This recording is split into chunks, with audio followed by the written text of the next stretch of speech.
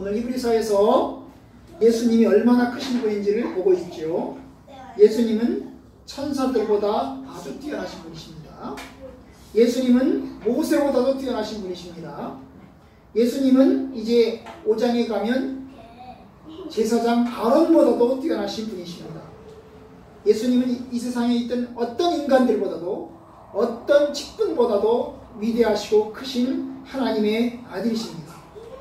그렇기 때문에 이제 히브리서 기자는 이 말씀을 통해서 예수님이 그렇게 크신 분이고 위대하신 분이고 뛰어나신 분이기 때문에 예수님에 관한 믿음을 계속해서 가질 것을 이제 권고하고 있는 그런 내용입니다.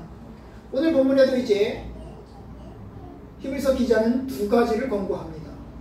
그 첫 번째 권고는 14절에 있고 두 번째 권고는 16절에 있습니다. 그럼 그 첫 번째 권고가 뭘까요? 첫 번째 권고는 14절에 있는데 14절 끝에 있습니다. 우리가 믿는 도리를 굳게 잡을지어다. 굳게 잡으라고 했어요. 우리가 믿는 도리라고 했어요. 도리가 뭐예요? 믿음의 교리죠. 그죠? 믿음의 어떤 진리를 이야기합니다. 그 믿음의 진리를 흔들리지 말고 굳게 잡아라. 굳게 잡아라는 말은 놓지 말라는 이야기죠. 꽉 잡으라는 얘기입니다. 손으로 꽉 잡고 놓지 말라는 이야기입니다.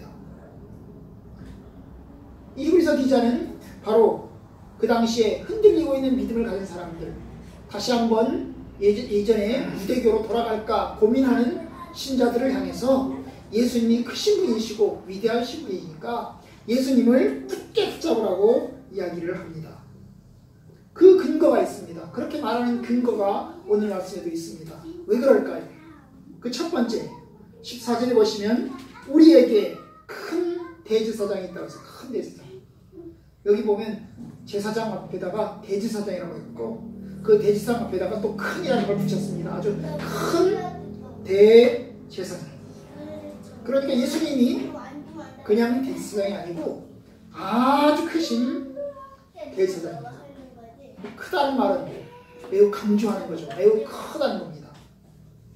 이스라엘에서 제사장은 아주 많았습니다. 그런데 대제사장은 딱 한 명이었죠. 그 한 명의 대제사장은 종신직이었습니다. 죽을 때까지였습니다. 큰 사람입니다. 제사장들 가운데서 가장 위대하고 크신 제사장이었습니다. 그런데 예수님은 그 구약에 나오는 그 대제사장만큼보다도 아니 구약에 나온 그 큰 대제사장보다도 더 크고 위대하신 분이십니다. 아마 큰이라고 하는 이름을 붙인 이유는 그 다음 것 때문입니다. 그 다음 뭐라고 그랬어요? 우리에게 큰 대제사장이 있으니 곧 승천하신 분. 예수님이 왜 크신 분이냐? 바로 승천하신 분, 하늘로 올라가신 분이다 그 말입니다. 대제사장 가운데 하늘로 올라가신 분이 있습니까? 없습니다. 아무도 없습니다. 모든 사람 다 죽었습니다. 모든 제사장은 다 죽었습니다. 그런데 오직 예수 그리스도만이 죽으셨다가 다시 부활하셨고 하늘로 올라가셨습니다. 하늘로 올라갔다 그러니까 구약에 나오는 사람들이 둘이 더 있죠. 에녹이 있고 엘리야가 있습니다. 에녹은 죽음을 보지 않고 하늘로 올리었고 엘리야는 불병거를 타고 구름 가운데서 하늘로 올리었습니다. 에녹보다도 엘리야보다도 더 크신 분이 하나님의 아들이십니다. 그는 죽으셨지만 부활하셨습니다. 그 다음에 그 예수님을 일컬어서 하나님의 아들이라고 해서 하나님의 아들 예수시라. 여기서 하나님의 아들이라는 말은 히브리서에서 처음 나온 말입니다. 아들이란 말은 1장에서 2장에서 나옵니다. 아들. 그런데 여기다가 이제 하나님을 붙였습니다. 하나님의 아들. 그러니까 우리가 믿는 분이 보통 사람이 아닙니다. 그냥 아들 정도가 아니라 하나님의 아들입니다. 유일한 독생자이십니다.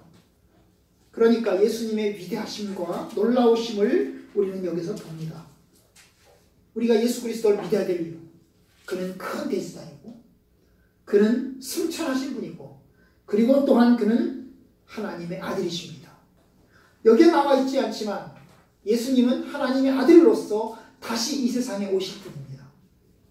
우리는 그 다시 오실 예수 그리스도를 믿습니다. 다른 사람들은 뭐라고 해도 우리는 오직 예수 그리스도를 믿는 것입니다. 참 놀라운 겁니다. 바로 이와 같은 것에 근거해서 이야기를 합니다. 두 번째 권고는 뭘까요? 16절 끝에 있습니다. 16절 끝에 뭐라고 그랬습니까? 은혜의 보좌 앞에 담대히 나아갈 것입니다. 은혜의 보좌 앞에 담대히 나아갈 것입니다. 은혜의 보좌라고 하는 말은 하나님의 자리를 이야기합니다. 하나님의 자리를 이야기합니다. 은혜의 보좌는 구약 성경에서 이 지성소 안에 있는 그 법궤 위의 뚜껑, 시은저라고 합니다. 속죄소라고도 하는데 그 법궤 위의 뚜껑을 이야기합니다.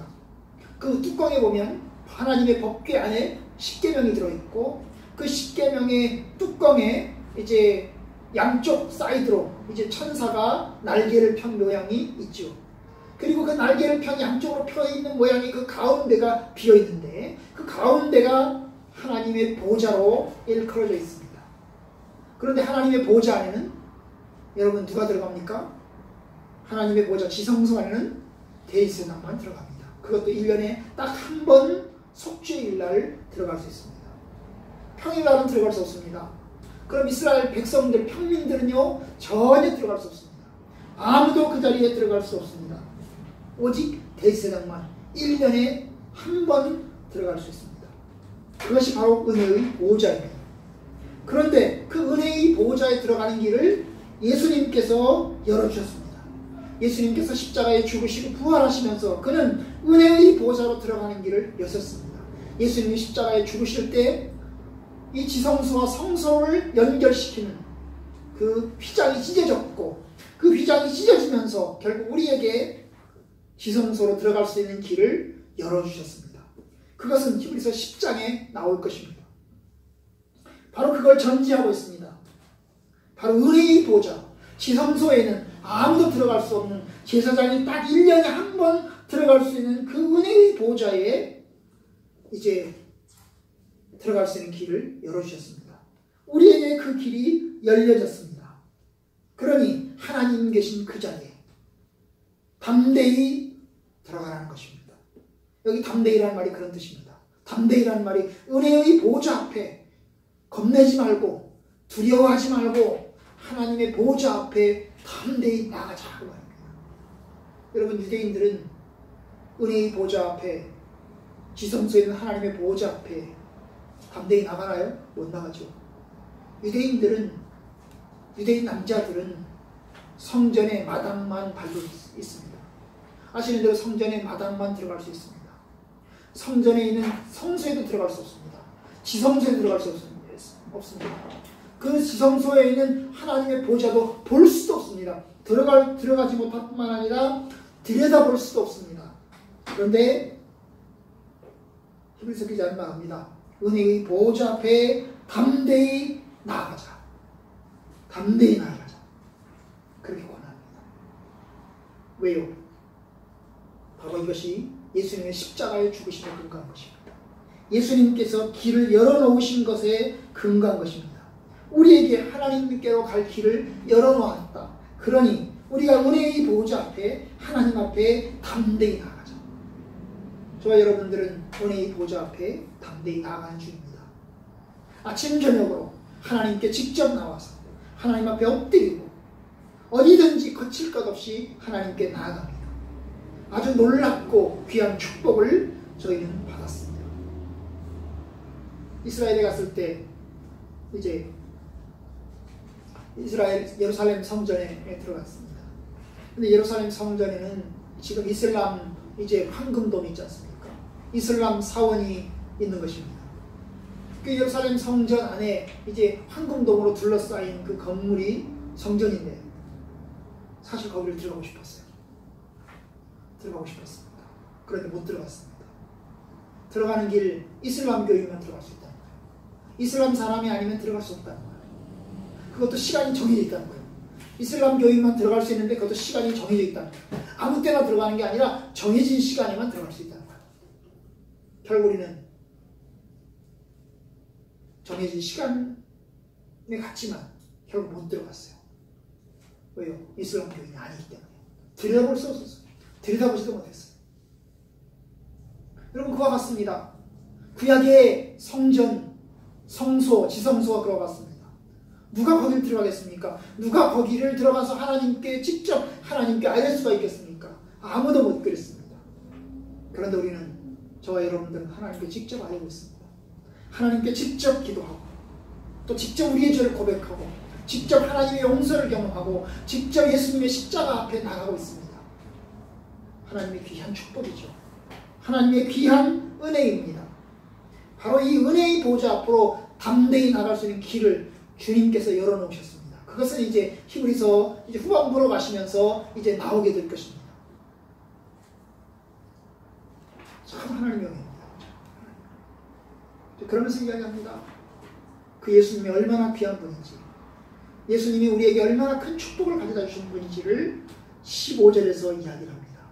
그는 큰 대지사이면서, 그는 승천하신 분이면서, 그는 하나님의 아들이셨습니다. 그런데 그분이 나하고 무슨 상관이 있습니까? 그것이 15절에 있습니다.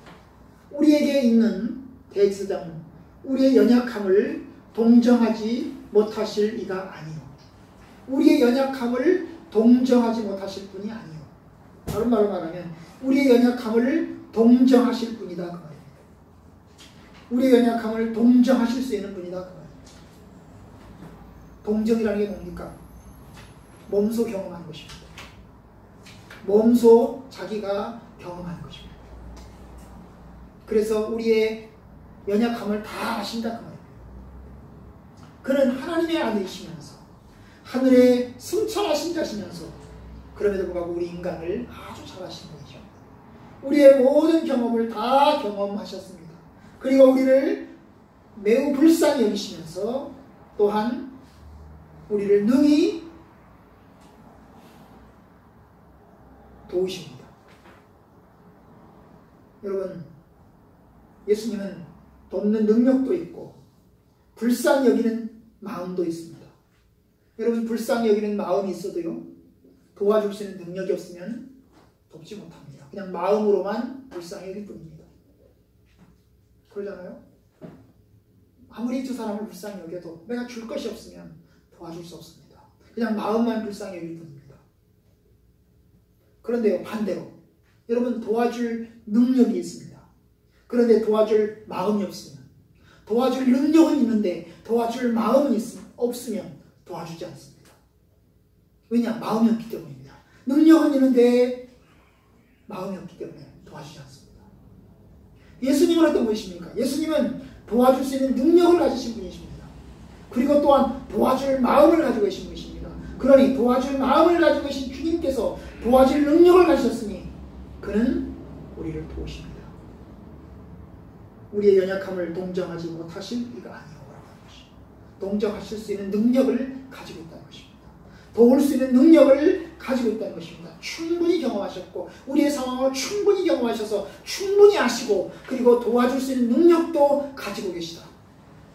이것이 여기서 말하는 것입니다. 그뿐이 아닙니다. 15절 중간에 보면 모든 일에 우리와 똑같이 시험을 받으셨다라고 합니다. 우리하고 똑같은 시험을 받으셨다. 그만큼 우리를 아신다는 겁니다.